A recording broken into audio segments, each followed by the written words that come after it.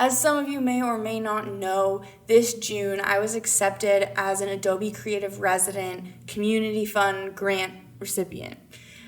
For the month of June and a little bit beyond, I have been working on the video you're about to see, as well as the few videos that you'll see in the days following.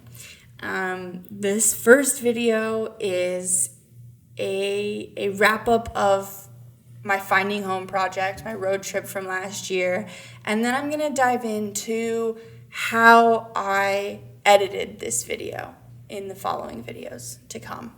And this is something that I'm going to be doing a lot more of on this channel, creating kind of these cinematic nature documentaries and then breaking down how I edit them. That's kind of something that I'm a little bit interested in moving forward with. And so that's what you can expect to see. But for now, please enjoy the finale of the Finding Home series. And I hope you'll continue to stick with me through these editing breakdowns to follow.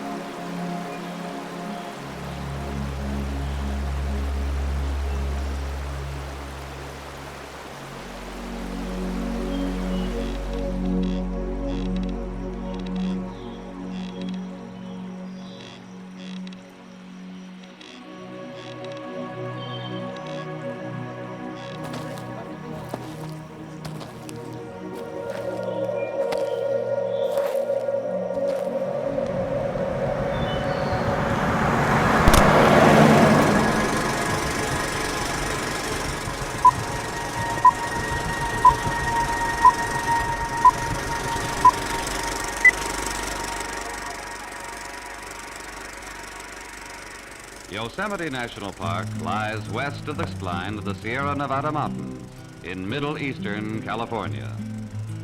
The Yosemite Valley is a magnificent gorge about 7 miles long and averaging a mile in width.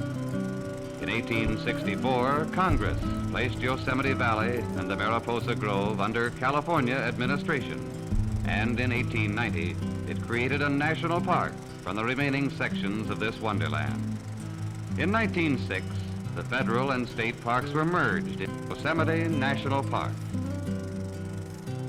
In an 1899 issue of The Atlantic, John Muir wrote of Yosemite National Park, "Nowhere will you see the majestic operations of nature more clearly revealed beside the frailest, most gentle and peaceful things. Nearly all the park is a profound solitude, yet it is full of charming company, a place of peace and safety amid the most exalted grandeur and eager, enthusiastic action, a new song, a place of beginnings abounding in first lessons on life, mountain building, eternal, invincible, unbreakable order, with sermons in stones, storms, trees, flowers, and animals brimful of humanity. But to get all this into words is a hopeless task. The leanest sketch of each feature would need a whole chapter. Nor would any amount of space, however industriously scribbled, be much avail. To defraud town toilers, parks and magazine articles are like pictures of bread to the hungry. I can write only hints to incite good wanderers to come to the feast."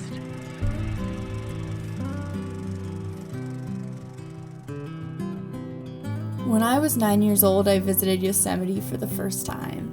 A mere 3 hours from where I lived, I had no idea what was waiting for me, but I still remember how I felt the first time I drove into the valley.